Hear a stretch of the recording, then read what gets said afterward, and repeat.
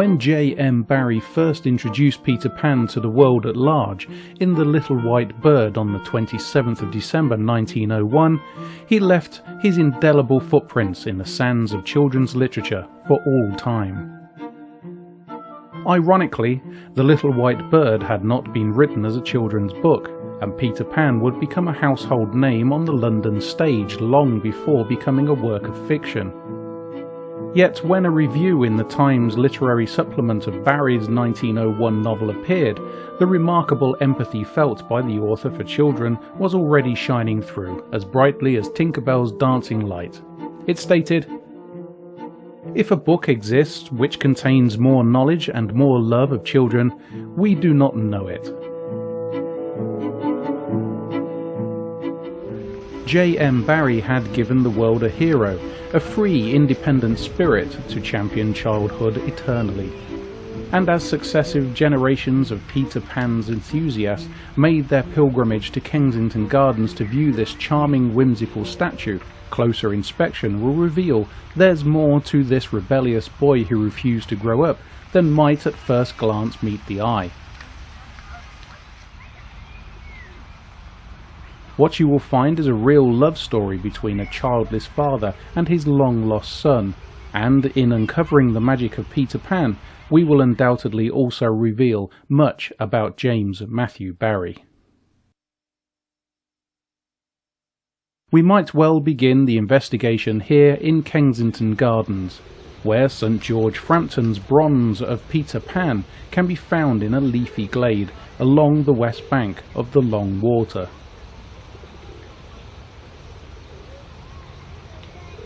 You could be forgiven for thinking that a graceful public had chosen this location to honour Peter Pan's creator, but in fact it was J.M. Barrie himself who decided that the statue was in order, and that it should be erected here. The idea came to him back in 1906, shortly after Peter Pan had made his stage debut to such massive acclaim. Peter Pan and the Lost Boys had been inspired after J.M. Barrie met and befriended the Llewelyn Davies children, George, Jack and baby Peter, while out walking in Kensington Gardens.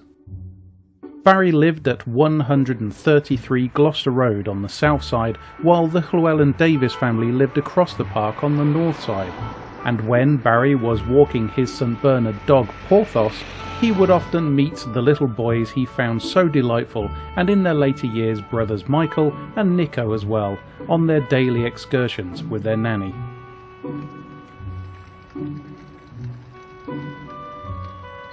This explains Barrie's choice of Kensington Gardens as the perfect location for his statue, even if it was destined to take many years for the project to come to fruition. After taking photographs of Michael Llewelyn Davies dressed as Peter Pan, Barrie went on to commission Sir George Frampton to sculpt the statue, asking him to use the photographs as his inspiration. It was 1912 before the statue was completed, and in the end Sir George chose another child as his model for Peter Pan, leaving Barrie a little disappointed, as he declared, "It doesn't show the devil in Peter." Barrie wanted his statue of Peter Pan to be a treat for the children who daily visited Kensington Gardens, just as the young Llewelyn Davies boys had. His plan was for Peter Pan to be erected overnight, with workmen going about their task hidden behind screens. The day chosen for Peter Pan to be revealed was May the 1st, 1912. And a notice in the Times that May morning placed by J.M. Barrie explains all. There is a surprise in store for the children who go to Kensington Gardens to feed the ducks in the Serpentine this morning. Down by the little bay on the southwestern side of the tail of the Serpentine, they will find a May Day gift by Mr. J.M. Barrie, a figure of Peter Pan blowing his pipe on a stump of a tree with fairies and mice and squirrels all around. It is the work of Sir George Frampton, and the bronze figure of the boy who would never grow up is delightfully conceived. Equally surprised but resolutely undelighted were a number of members of Parliament, and Barrie's action raised questions in the House of Commons. That an author had raised a statue of one of his characters to promote his own work in a public park was viewed with scepticism. But Barrie's simple reply, that he had been intended only to give quiet pleasure to nannies and their young charges as they walked past and played in the park. Although J.M. Barrie had been granted permission from the Commissioner of Works, because of the secrecy of the project, there had been no chance of any debate on the subject. Barrie had also wisely made sure he had the support of King Edward VII before his death in 1910.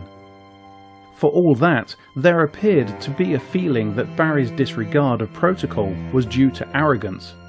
After all, he was extraordinarily wealthy and famous by the time the statue of Peter Pan appeared in its leafy glade. However, it could equally be argued that J.M. Barrie quite simply got carried away with the notion of pleasing all children who played in the park, whose adoration he so obviously craved.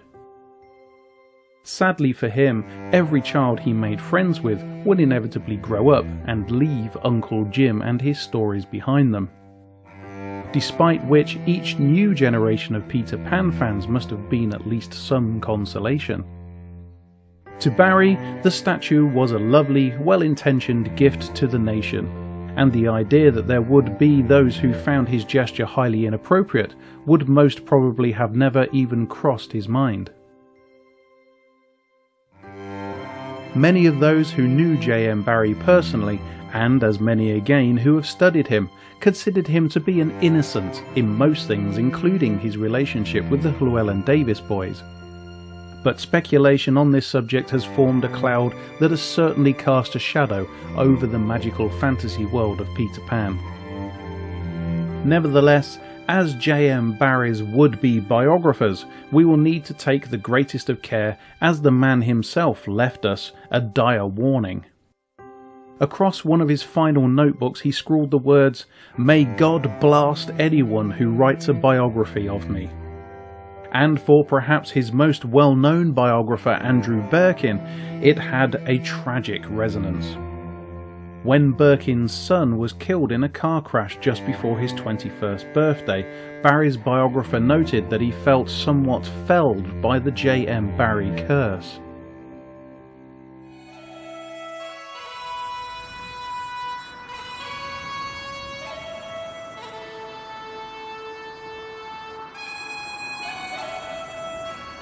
Barrie was born in a weaver's cottage in the market town of Kirriemuir in Tayside on the 9th of May 1860. Jamie, as his family knew him, was christened James Matthew Barrie in Kirriemuir's South Free Church, now St Andrews, before the first Sunday after his birth, in accordance with the rules of the Free Church sect. Religion was a major influence in the God-fearing Barrie household, where hard work, fierce morality, and a high regard for education dominated. The tiny two-up, two-down house at the end of the row of cottages on the Breachin Road was the home to the Barrie family. Visitors to Kirriemuir today will find the house preserved as a living museum to J.M. Barrie, and stepping inside will allow you a glimpse of the author's childhood. Here you will find an upstairs room laid out as the family kitchen, with his mother's chair set by the fireplace and a small loom, and the bed where the children of the household slept.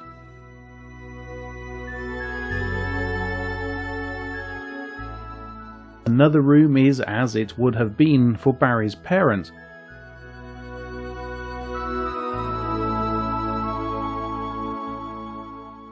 Whilst downstairs there is a study that displays the desk J.M. Barrie would have written at, bought here from his London house, along with a Peter Pan manuscript, complete with his own handwritten notes.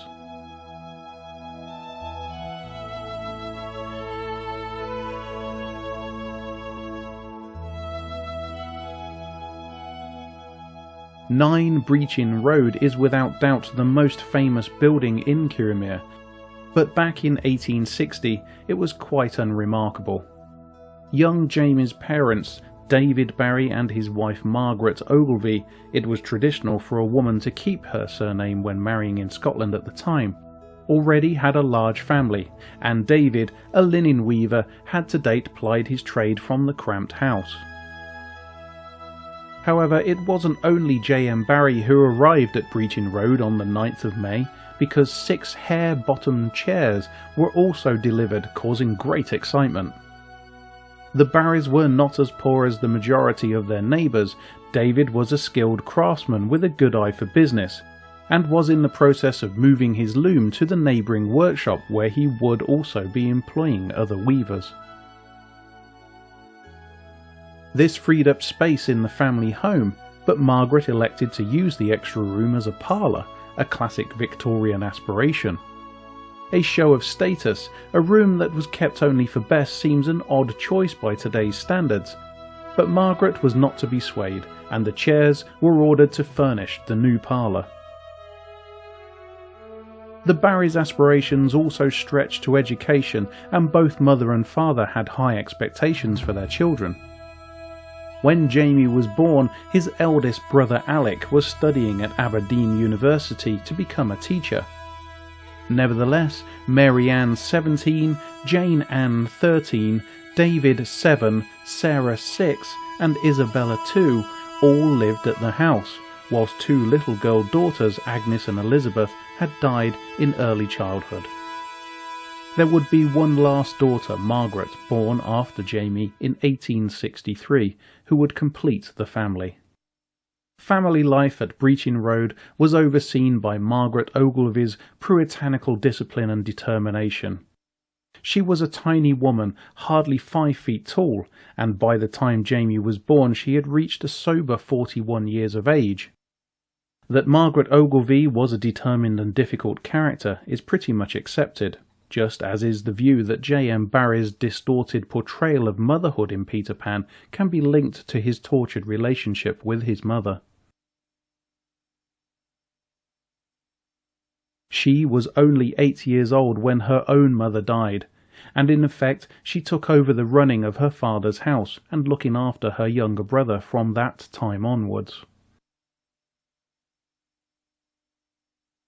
When she married David Barrie at the age of 21, the hard work continued as she gave birth to 5 children in quick succession. This was far from unusual for a family in the mid-1800s, but the strain still took its toll. After producing 4 healthy children, her 5th baby, Agnes, struggled for survival, whilst Margaret fell dangerously ill after a difficult delivery. Within weeks, Agnes died, and matters for the family deteriorated further, when 3 months later 1-year-old Elizabeth, a lively and engaging little girl, contracted whooping cough and succumbed to the illness. Margaret was devastated, and still weak with illness, refused to eat as another tragedy played itself out.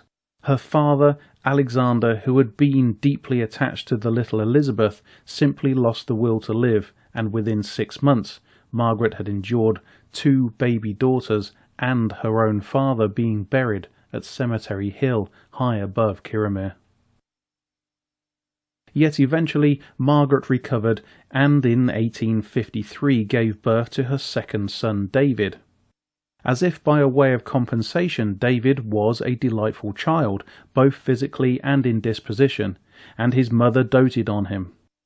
With Margaret's equilibrium temporarily restored, 2 more daughters, Sarah and Isabella, were born, leading up to the arrival of young Jamie in 1860.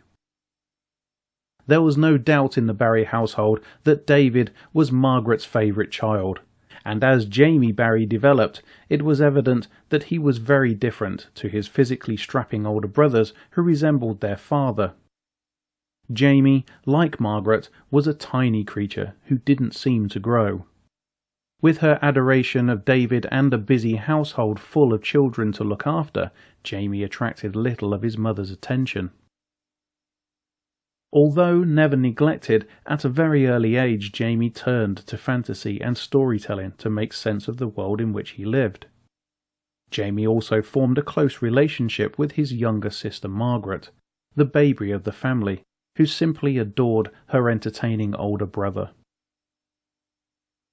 As if to make up for his inconspicuous position in the family, Jamie would attract attention by turning his stories into plays for performing in Breaching Road's communal washhouse at the back of the cottage.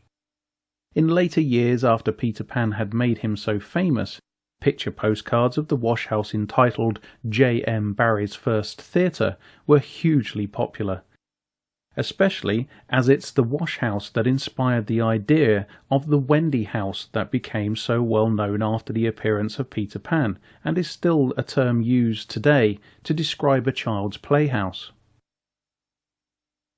But for the time being at least, all too fleetingly, the little boy acting out his fantasies in the washhouse for his young friends was the centre of attention, whilst his mother looked to her other two sons to make her proud.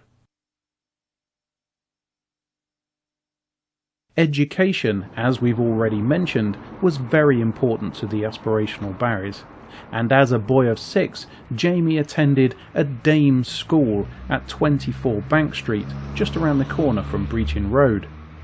Presided over by spinster sisters, the Mrs. Adam, the pupils' most important duty was to bring their clean handkerchief to school every day and kneel at their prayers.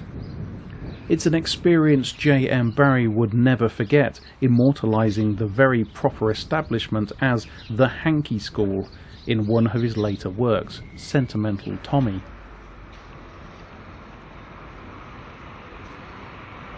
Opposite the site of the Dame's School at number 17 was where young Jamie's childhood friend Johnny Mills lived. Johnny's grandfather had a superb collection of books, which he lent out to anybody interested enough to read them, and his father set up the Kirriemuir Observer. They then created a circulating library of 500 books, which was moved to premises in the town square, and it was here that Barrie claimed to have had his first introduction to literature and drama. In later years, after Johnny Mills had succeeded his father to run the newspaper, and it was celebrating its jubilee in 1919, the successful J.M. Barrie wrote his letter of congratulation. May the Kirriemuir Observer continue to flourish exceedingly. There was a time when it was not merely my favourite, but my only newspaper, just as the old shop in Bank Street was my introduction to literature, and in a room above it, the stage being a bed and the actors puppets, I saw my first play.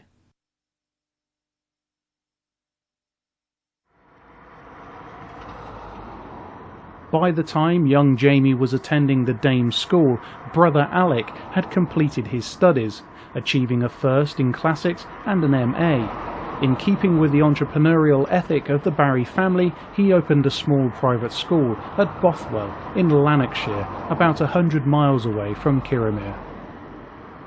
Mary Ann Barrie was already a pupil teacher, and she joined Alec at Bothwell as his housekeeper and teaching assistant.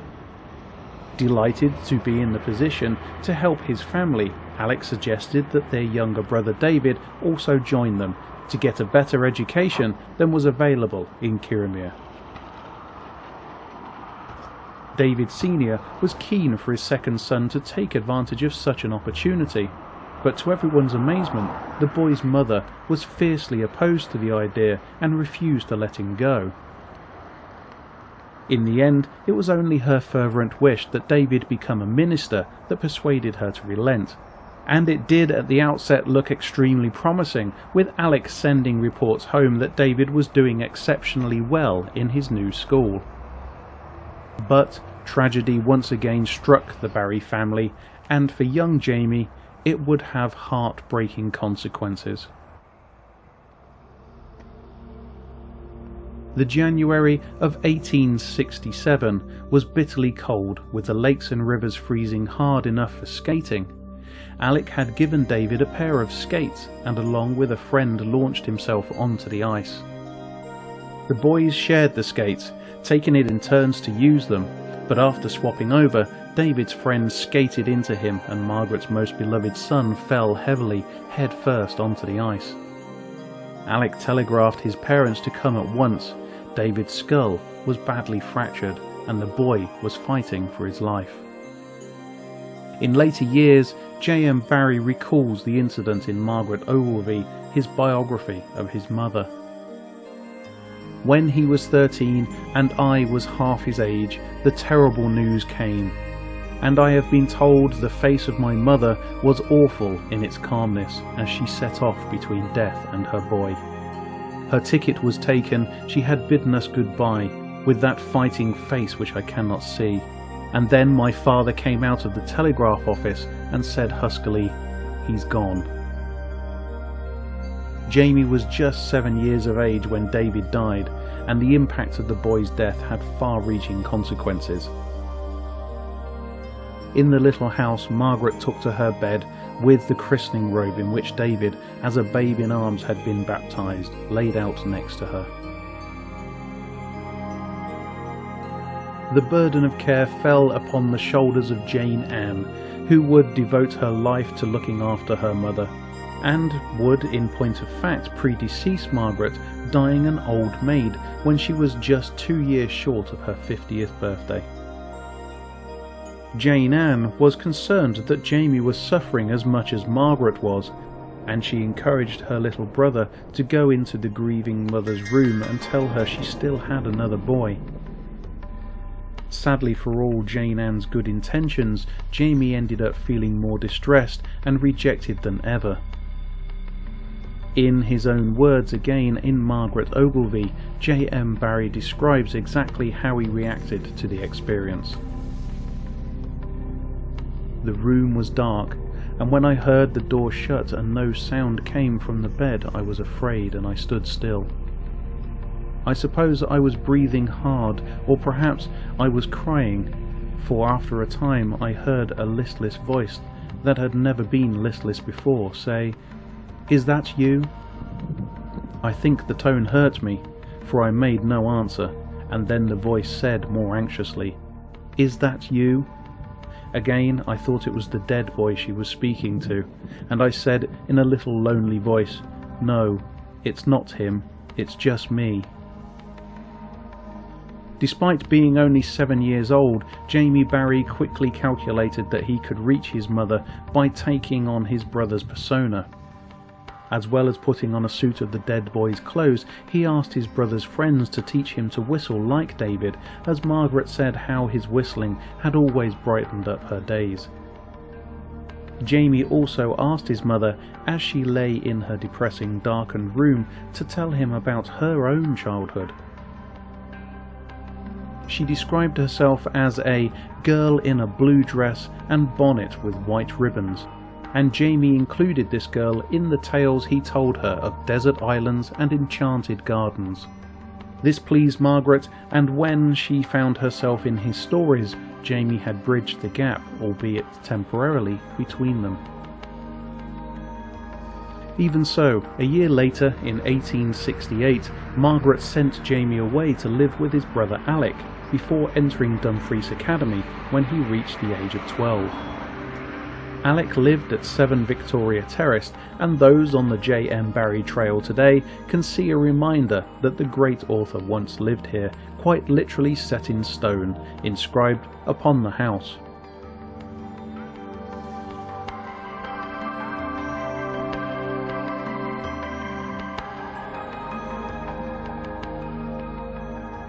A visit to Dumfries Academy will also reveal another plaque, but it's actually a newer building constructed on the site of the original that Alec Barrie presided over.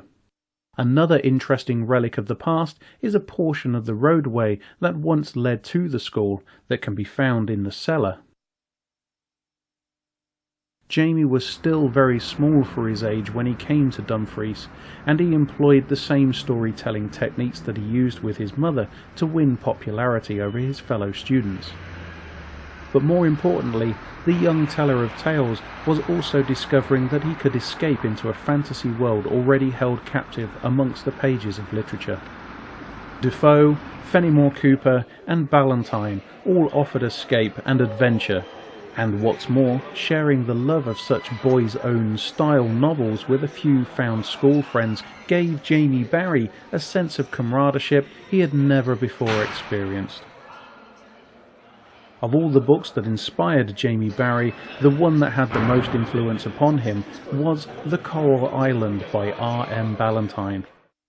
In the style of Robinson Crusoe, another of Jamie's all-time favourites, a shipwreck throws the novel's young heroes onto a desert island. Rather than one adult, it's three English schoolboys who face a battle for survival, pitting their wits against nature and then pirates in the rite of passage that unfolds into an all-action adventure. There is a degree of savagery in the story, and Barrie was not the only author to have been inspired by the tale. A century after Ballantyne's Castaway novel appeared, William Golding wrote The Lord of the Flies as a response to it, with an altogether darker tale on the behaviour of boys. For schoolboy Jamie Barrie, The Coral Island was more than just a trigger for his imagination. It also proved to be his entry into a brotherhood that would, for the time being at least, see him overcome his sense of lonely isolation. Another student at Dumfries Academy, Stuart Gordon, was an equally ardent fan of adventure novels, and to his gang of fellow Ballantyne and Fenimore Cooper admirers he was Daredevil Dick. When Jamie arrived and it was evident that he shared the same interest, he was admitted to the group and given his badge of honour, the nickname 16-String Jack, the alias of the notorious highwayman.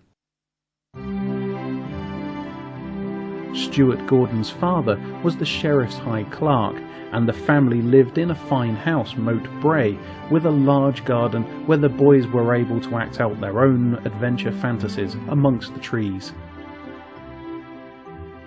Sadly today, Moat Bray is in a poor state of repair, but the good news is that J.M. Barrie devotees were working hard to raise the money for the restoration, something they hope to achieve in the not too distant future.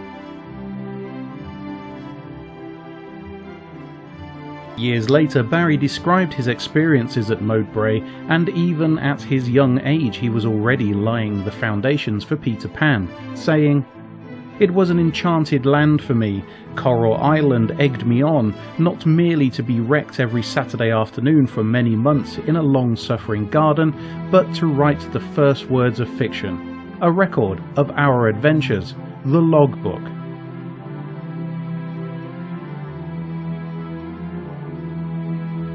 At the Academy, Barrie also continued to pursue his passion for drama, and this gave him his first taste of press attention. The performance of one of his plays at the school, Bandolero and the Bandit, outraged a local clergyman and governor, who wrote a strongly worded letter of complaint. The controversy reached the local and then the national press, but when Jamie and his friend Wellwood Anderson plucked up the courage to write to the great actor Henry Irving and other dramatic dignitaries, they received promise of patronage, and the clergyman was forced to withdraw his complaint. Jamie Barrie had all eyes upon him as he momentarily stepped out of his shadow of shyness, something that in the future he would have to get used to. Whatever his early theatrical notoriety, Barrie's academic prowess, although satisfactory, did not lead him automatically to university. When his schooling was complete, he returned to his family at Kirriemuir, who now lived in a fine substantial villa named Strath View. His father David had progressed in his career, the family's circumstances were much improved, and his mother was set on the notion that Jamie must become a clergyman, which required a degree. They were therefore unimpressed by the young man's assertions that he wasn't interested in going to university, as he wanted to be an author and believed he was destined to be a great writer. To the Barries, being an author, no matter how great, was a disreputable profession, and after many discussions and much family pressure, Jamie agreed to go to Edinburgh University to study for a degree.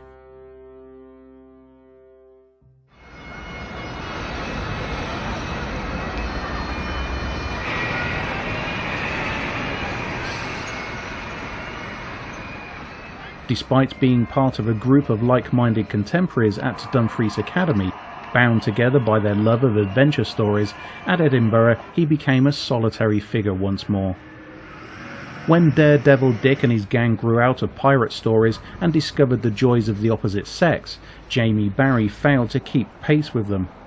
It wasn't that he didn't share their appreciation of the young ladies at the academy, it was more a case of the girls not being attracted to him. Barrie was convinced that his problem was his short stature, and he believed that that accounted for his lack of success where the ladies were concerned. It was something that would bother him even when he became a literary phenomenon, and in his own words he demonstrated how deeply he felt about being slighted by the objects of his affection. 6 feet 3 inches, if I had really grown to this, it would have made a great deal of difference in my life. I would not have bothered turning out reels of printed matter. My aim would have been to become a favourite with the ladies, which, between you and me, has always been my sorrowful ambition.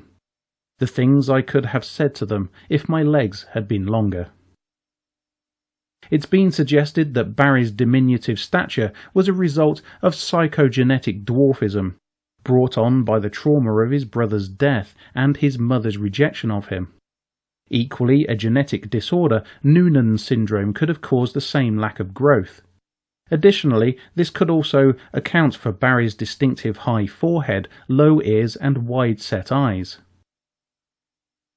Cryptorchidism, the failure of the testes to descend, can be a feature of Noonan syndrome in boys. If he did suffer from this condition, it would certainly have contributed to Barrie being left behind by his contemporaries passing through their puberty unhindered. To Barrie, the fact that the girls from the academy, according to his own account of events, voted him as having the sweetest smile added insult to injury, causing him to write, "It is crushing to be just harmless." For a young man about to make his way in the world, as he begun his university career, his self-esteem was dangerously low, particularly as he was following a path that he had no wish to tread.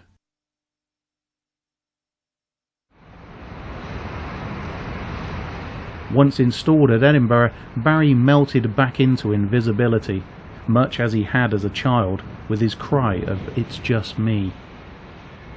His health, which had never been robust, gave cause for concern, and as he suffered bouts of depression and was prone to terrible headaches, making his loneliness, all sense of isolation, even more acute, a fellow undergraduate commented that he was, then as always, exceedingly shy and different, and I do not remember ever to see him enter or leave a classroom with any companion. One of Barrie's few consolations at the time was that his brother Alec was now married and had children whose company Jamie really enjoyed. Awarded his MA after 4 years of study at Edinburgh in April 1882, he still wanted to be a writer, and he turned to Alec for his help in convincing the rest of the family to let him pursue his dream. It was his sister Jane Ann, who had devoted her life to the care of their already demanding mother, who spotted an opportunity for her brother's escape, in the form of an advertisement for a leader writer on the Nottingham Journal. One of Barrie's undergraduate essays on King Lear was dispatched and secured him a future, as he headed south to become a journalist.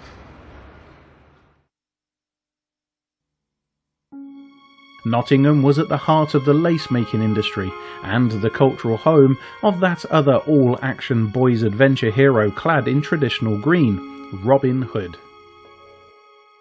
But far from the romance of Sherwood Forest, Barrie set to work, and it was said that he quickly developed the true journalistic knack of being able to turn out a reliable article on anything or nothing. When Barrie arrived in 1883, Nottingham had only recently expanded to accommodate the factories and warehouses of the Industrial Revolution, and the young Scottish wordsmith was expected to write at a prodigious pace. Needing to produce a constant 1,500 words a day, 6 days a week, he often worked beyond midnight, with only the Roget's Thesaurus for company.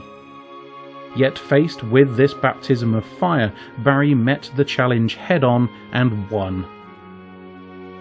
Long walks in the beautiful countryside surrounding Nottingham on his one day off a week were Barrie's main source of relaxation, and amongst the beautiful trees of England's most famous forest he would no doubt have been storing up landscape in his imagination perfect for the Peter Pan backdrop. Incredibly, Barrie also made time in his busy writing schedule to ensure that he got articles sent off to the London publishers, and he had a number of early successes. In August 1884, the Pall Mall Gazette published one article, and his second appeared in Home Chimes.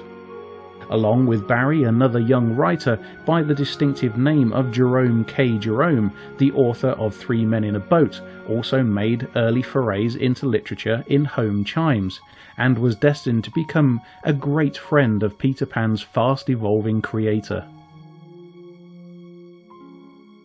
However, for the Nottingham Journal, there was something rather cynical and on occasion cruel about the output of their leader writer, and his lack of a sentimentality, something Barrie professed to hate, was not in keeping with Victorian taste. The paper was losing money, and when cuts were made, Barrie was fired. After 18 months, he had no choice but to return to the family at Kirriemuir, lodging in a room at his parents' Strathview villa, which he filled with books. Barrie was wise enough to know he wasn't ready yet for London, but he poured his energy into building a reputation as a freelance journalist, coming up with articles that he sold to the periodicals he had already established links with. Visiting Strathview today, visitors can still find many links to J.M. Barrie.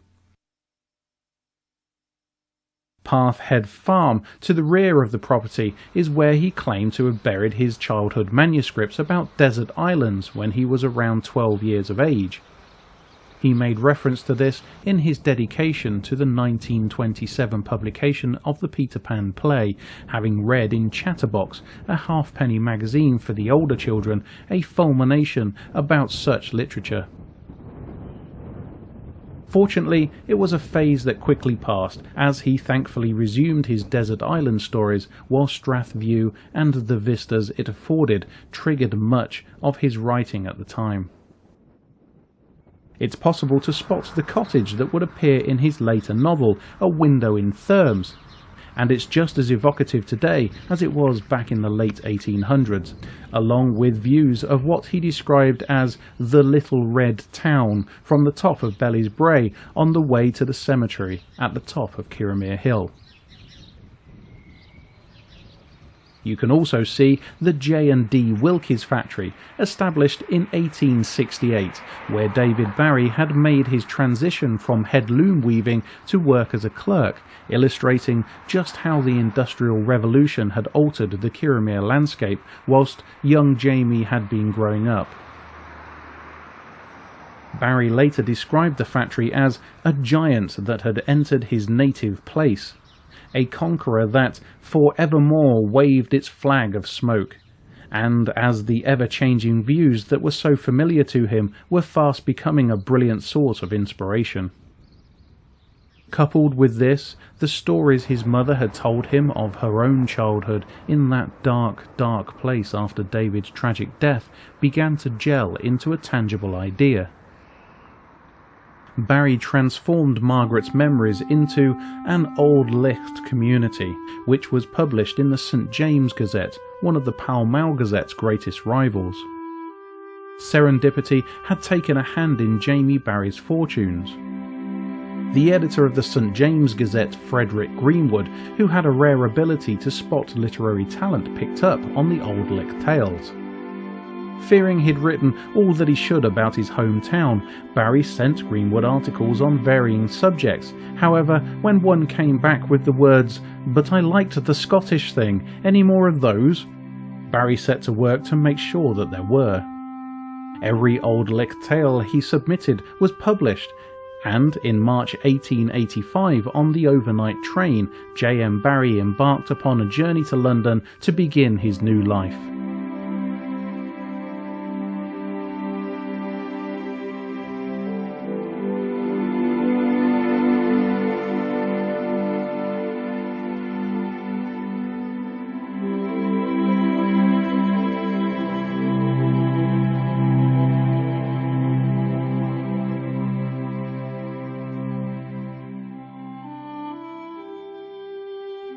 Finding lodgings near the British Museum, Barrie worked at a great speed, and by 1886 he'd written his first novel, a spoof murder mystery entitled Better Dead. With Greenwood behind him and other eminent editors, Barrie made a good start in the literary scene and soon became friends with such luminaries as Thomas Hardy. Even so, the young Scot was never one to boast, and when the Old Licht Idylls were published in book form in 1888, followed by A Window on Thermes in 1890, he remained as unassuming and as modest as ever. There was nonetheless one habitual tendency that he'd developed, and that was to fall in love with actresses, whether they were aware of his existence or not. Another great passion of Barrie's that surfaced at this time was his love for cricket, and he would form a club many years later he called the Ali Akbaris.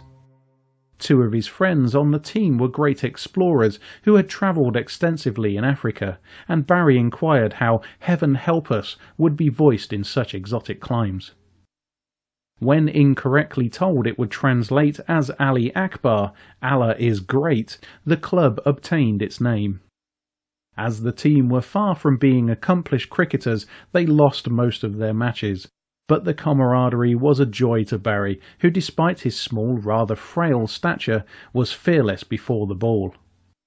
Today his team reads like a literary who's who, including Jerome K. Jerome, H. G. Wells and P. G. Wodehouse. His great friend Arthur Conan Doyle, the creator of Sherlock Holmes, was something of an exception, as he was a very good cricketer, and on the rare occasion the team were victorious, Conan Doyle was usually playing. The quintessential Englishness and timeless quality of cricket filled Barrie with delight, and the Ali Akbaris played on some of the loveliest village cricket pitches in the country. J.M. Barrie Esquire was now making his way in his chosen career, and more importantly had gained the acceptance of his fellow creatives. He had come a long way through hard work and diligence combined with natural talent. In 1890 he was able to take a house for the summer at Glen Cover in Scotland, and his family joined him for the holiday. While there, Barrie started work on a novel called The Little Minister, which received mixed reviews when published, but Robert Louis Stevenson saw great promise in the work of his fellow Scot. "Barrie is a beauty. The Little Minister and the Windows at Thermes, eh? Stuff in that young man. But he must see and not be too funny. Genius in him. But there's a journalist at his elbow. There's the risk." And back in Scotland, Barrie's mother was now gushing in praise for her famous son. At last, young Jamie had her acceptance, if not her love. And as dutiful as ever, on the numerous occasions she was ill, he would rush back to Scotland to be at her side.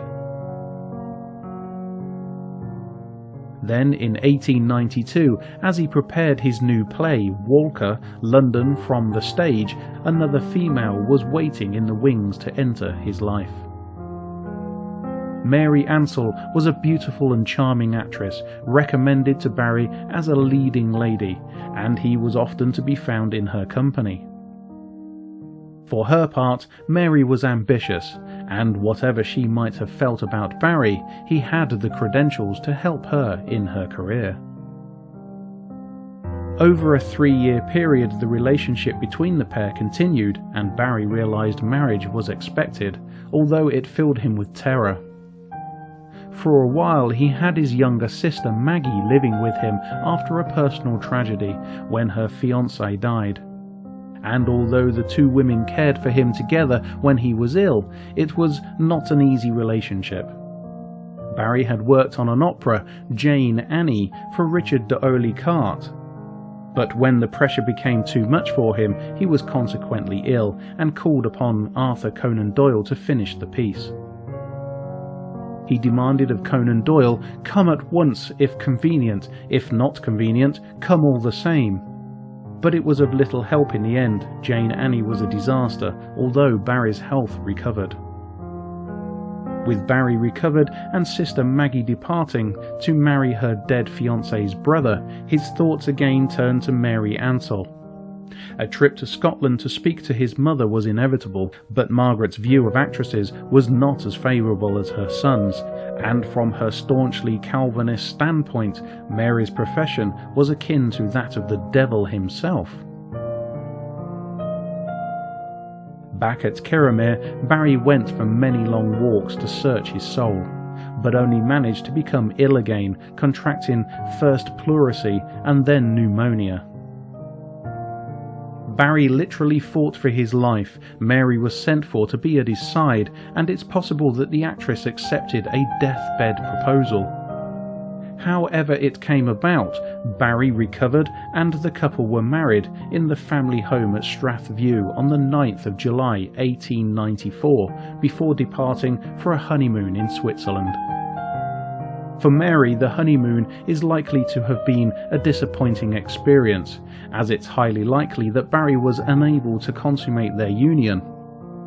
As if by the way of compensation, Barrie brought Mary a St. Bernard puppy named Porthos, who she immediately adored as she faced the reality of her marriage being childless. When the newlyweds returned to London, they later settled at 133 Gloucester Road on the south side of Kensington Gardens, with almost all the pieces of the Peter Pan jigsaw fitting firmly into place.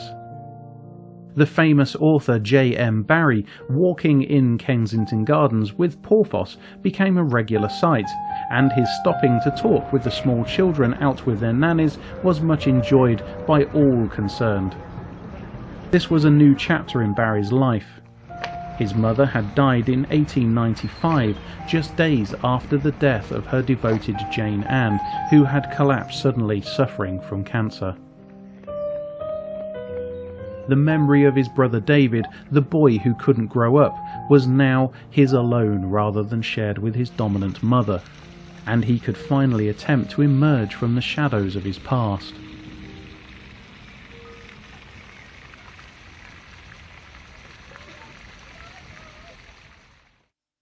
In Margaret Ogilvy, his tribute to his mother published shortly after her death, he wrote, "The fierce joy of loving too much is a terrible thing."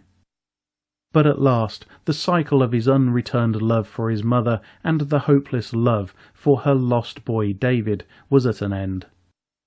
The man trapped forever in childhood that Jamie Barrie had become was free to be whatever he chose to be. The romantic tale of Barrie meeting the delightful Llewelyn Davies boys in Kensington Park by chance is now famous, but there may have been more to it. The boys had a very famous grandfather, the cartoonist and author George du Maurier, whose novels had inspired in Barrie a virtual hero worship. Du Maurier's Peter Ibbotson was where the name Peter for Peter Pan had originated, but Du Maurier's fame owed more to Trilby. Published in 1894 and introducing the arch-villain Svengali, who used hypnosis to control the beautiful eponymous heroine, it became a phenomenal bestseller. It's hard to believe that the admiring, knowledgeable Barrie was unaware that the boys in the distinctive homemade red tramo shanters were Du Maurier's grandchildren, the sons of his daughter Sylvia Llewelyn Davies. Whatever was the case, he quickly made friends with them, and the children fell under the spell of Uncle Jim, his wonderful stories, and his rare ability to wiggle his ears. However, the children's nanny, Mary Hodgson, was unconvinced and would always view Barrie as an interloper and a rival for the children's affections. The relationship was cemented when the boys' parents, Sylvia and Arthur Llewelyn Davies, were introduced to J.M. Barrie and his charming wife Mary on New Year's Eve 1897 at the house of a mutual friend. Barrie was captivated by Sylvia, and a friendship between them blossomed instantly. Before long, Uncle Jim became a regular visitor at the house in Kensington Park Gardens where the Llewelyn Davieses lived. He quickly became a constant companion for George, Jack and Peter, which continued with Michael and Nico when they were born.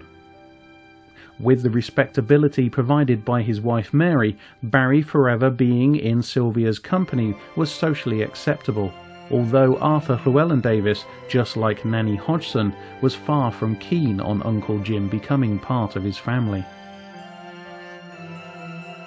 Barrie's literary success continued, and all the while he created adventure stories, which he acted out with his new child friends in Kensington Gardens, just as he had back in Scotland in the Garden of Moat Bray with his school friends all those years ago. Uncle Jim did not simply entertain the boys, he was one of them, and in their company he was happy and at peace, whilst they experienced a fantasy world of magic and make-believe. What Mary's views were, we don't know. She had certainly become adept at handling her husband's infatuations with actresses, and in terms of lifestyle, her acceptance of who Barrie was meant she was rewarded with lavish comfort. In 1900, Mary found Black Lake Cottage at Farringham in Surrey, after Barrie had bestowed upon her the task of finding a country retreat for them, and it wasn't long before the Llewelyn Davies boys and their parents came to visit. Arthur Llewelyn Davies saw little of his sons the whole time they were there, as they were always out in the woods playing castaways with Uncle Jim, and his thinly veiled dislike of Barrie manifested itself when he was given one of 2 copies of The Boy Castaways. Created by Barrie and his boys, Arthur promptly left the book charting his son's adventures on a train, and J.M. Barrie collectors to this day still hope that this precious gift will eventually pop up in a sale room somewhere. These were happy, productive years for J.M. Barrie. Tommy and Grizel appeared in 1900, but Grizel, who had been at first modelled on Mary Barrie, was transformed into Sylvia. The plays Quality Street and The Admiral Crichton appeared in 1901 and 1902 respectively. In The Admiral Crichton, an aristocratic family's lives are turned upside down when they're shipwrecked on a desert island. The theme is familiar indeed, and for London audiences it was both entertaining and fascinating social commentary, but it was destined to be eclipsed by The Little White Bird, Barrie's novel of the same year that introduced Peter Pan to the waiting world. The Little White Bird was a story for adults based on Barrie's experiences with the Llewelyn Davies children. Beautiful and whimsical, the story follows a child called David who is based on George, the eldest of the Llewelyn Davies boys, who encountered the half-human Peter Pan sailing across the Serpentine in a thrush's nest. Amongst this flight of fancy that proved hugely popular, Barrie gives an explanation of his collaborative process of writing, being inspired through his adventures with the boys. I ought to mention here that the following is our way with the story. First I tell it to him, and then he tells it to me, the understanding being that it is quite a different story, and then I retell it with his additions, and so on we go, and until no one can say whether it is his story or mine. To James Barrie, Sylvia Llewelyn Davies was the perfect mother, producing a succession of little boys, so that as one grew older, another appeared to take his place. That Uncle Jim was an innocent on all levels is the most likely explanation of his behaviour with Sylvia and her beautiful boys, and the idea that his intentions could have been misconstrued in the future as being of a sexual nature would have shocked him to his core. Nico, the youngest of the boys, in later years voiced his first-hand opinion, saying, "I don't believe that Uncle Jim ever experienced what one might call a stirring in the undergrowth for anyone, man, woman, an adult or child. He was an innocent," before remarking, "which is why he could write Peter Pan." Peter Pan took shape as a play entitled Anon, whilst Sylvia was expecting Nico, and it later became Fairy before evolving as Peter Pan and Wendy.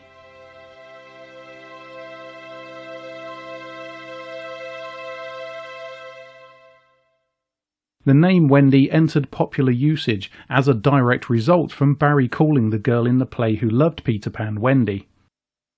In fact, Barrie created the name after being inspired by another beautiful child that he adored. The Gloucester-born poet W. E. Henley was a great friend of Barrie and a larger-than-life character who was also a friend of Robert Louis Stevenson. Henley, who had lost a leg through illness, had a wooden replacement, and all agree that he was the inspiration for Long John Silver in that other great boy's own adventure, Treasure Island. However, when J.M. Barrie visited the Henley family, it was the lovely 5-year-old Margaret Henley, the apple of her father's eye, who took centre stage. She adored Barrie, who entertained her with wonderful stories, and she called him her Friendly, but as she couldn't pronounce her R's, it came out Fwendly, and it was immortalised by Barrie for all time. Sadly, little Margaret died of meningitis a short time later, making Barrie's tribute all the more profound.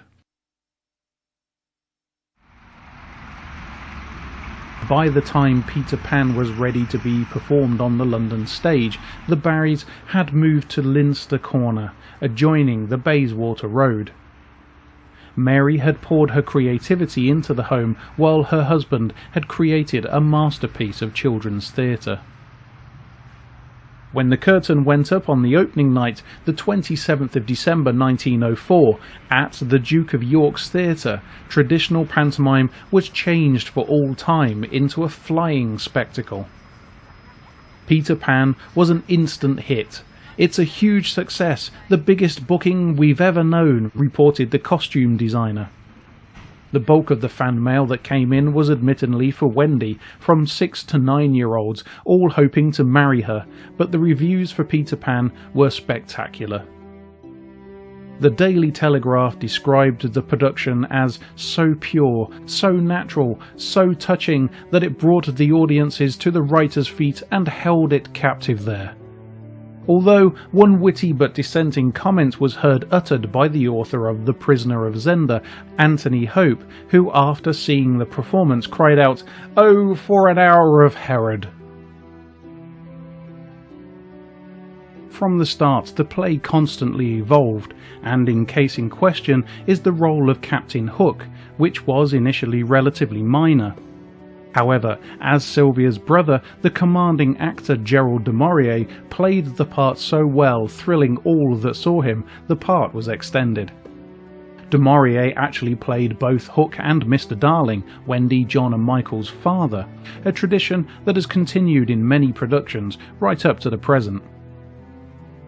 The themes of Peter Pan ostensibly explore the mother and child relationship, with the father actually playing little part in the proceedings.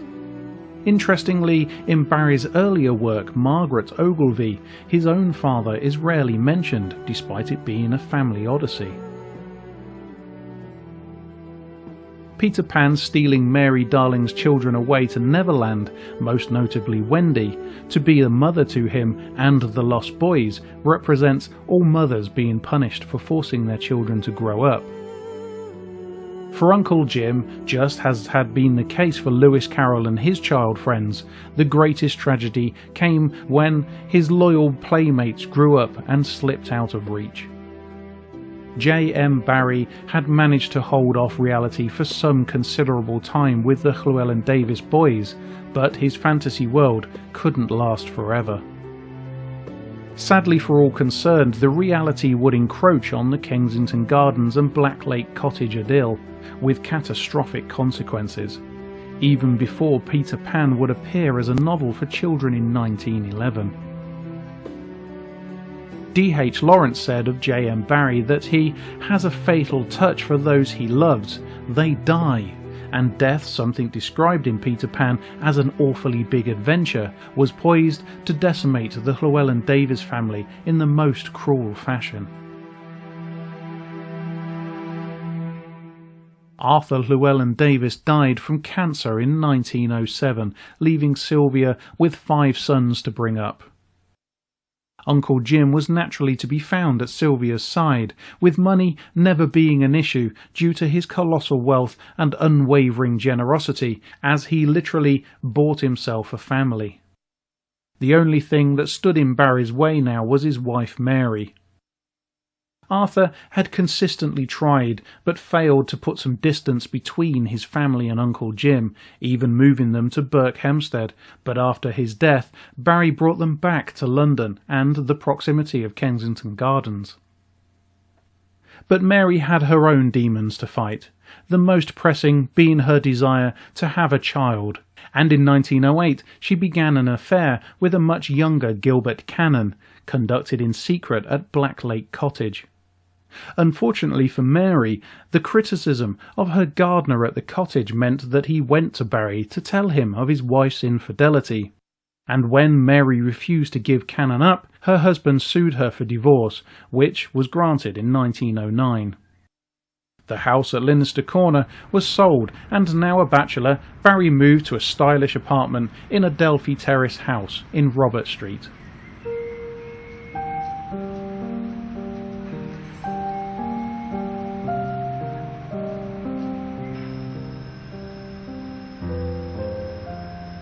That Uncle Jim would marry Sylvia and play father to the children he had in effect stolen from the tragic Arthur seemed increasingly likely, but fate was about to deal the growing boys another dreadful blow.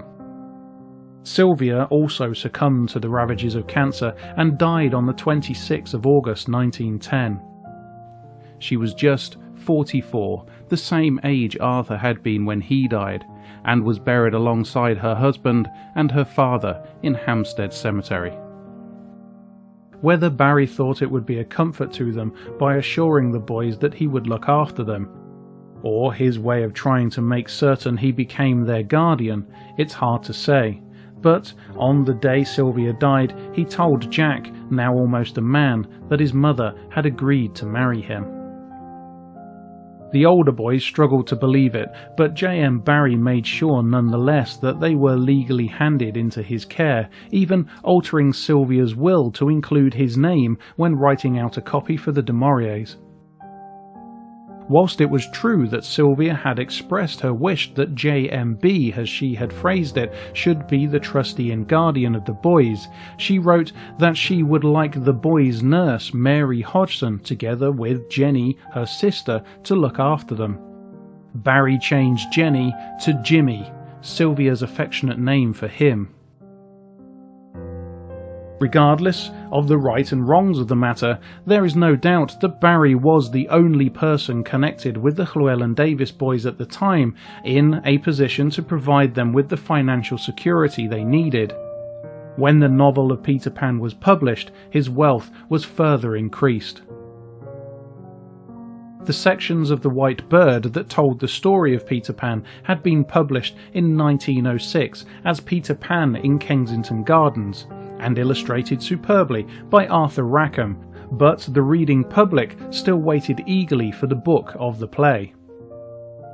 Barrie would provide them with this in 1911, entitled Peter and Wendy.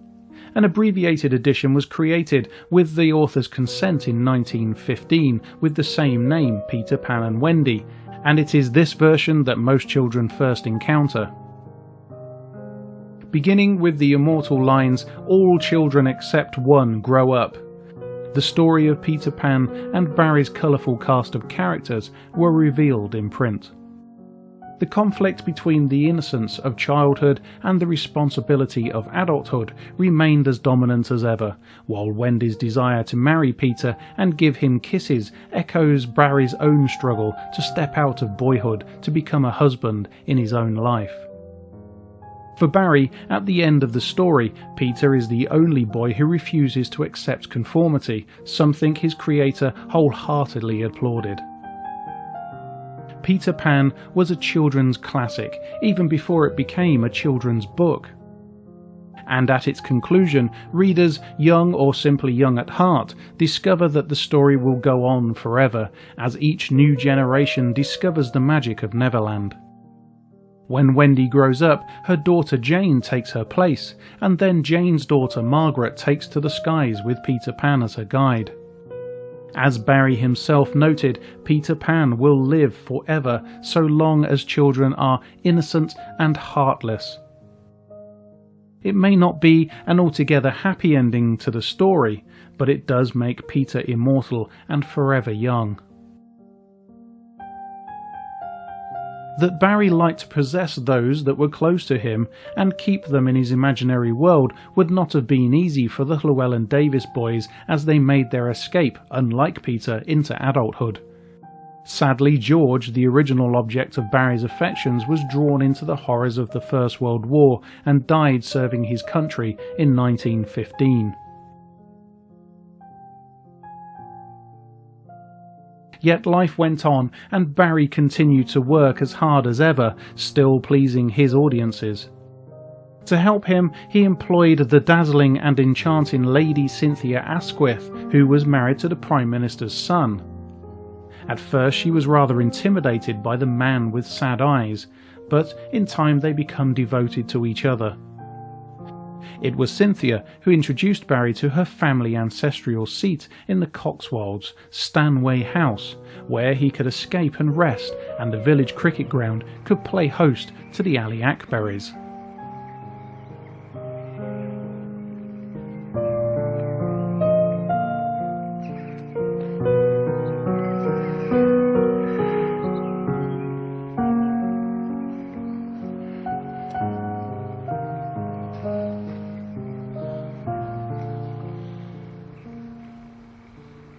The tragic demise of his boys was still not at an end though, and when a journalist knocked on his door late one night, he received a terrible shock. In May 1921, just a month short of his 21st birthday, Michael Llewelyn Davies drowned with a fellow Oxford student, and the press interest was generated when there were rumours that the boys were not only lovers but also had committed suicide. There seemed to be no peace for the troubled Llewelyn Davies boys or their guardian, although Barrie still continued to achieve personal success. First he became rector of St Andrews University, then he received the Order of Merit and honorary degrees from Oxford and Cambridge, followed by a baronetcy. Sir James had made more money from writing than any other writer, but when Charlie Chaplin asked to meet him on a rare visit to London, he noted that Barrie looked rather tired and worn. When Peter Llewelyn Davies married in 1932, Barrie felt satisfied that he'd done his duty by the little boys he had met in the park so long ago, saying, "I suppose I shall feel that my task is over and, as Henley wrote, the long day is done." Barrie was at least spared witnessing the conclusion to Peter's story, being long dead by the time he took his own life, while suffering from depression in 1960, throwing himself in front of an underground train at Sloane Square station.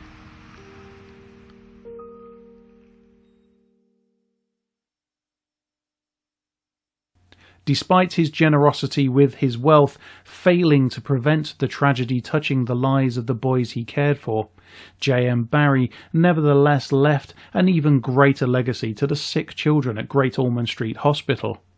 When he was asked to lead the hospital's appeal in February 1929, he declined, saying that he was the wrong person, but he promised at some future time he might find a way.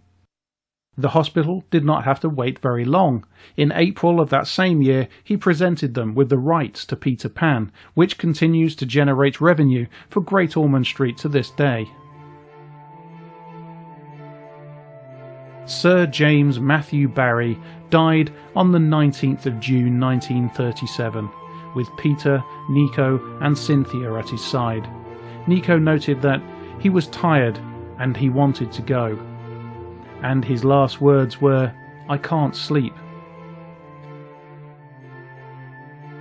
In his will, he left the remainder of his estate to Cynthia, and instructions for his burial, wanting to be taken home to Scotland to be laid to rest alongside his family in the cemetery at the top of Kirriemuir Hill.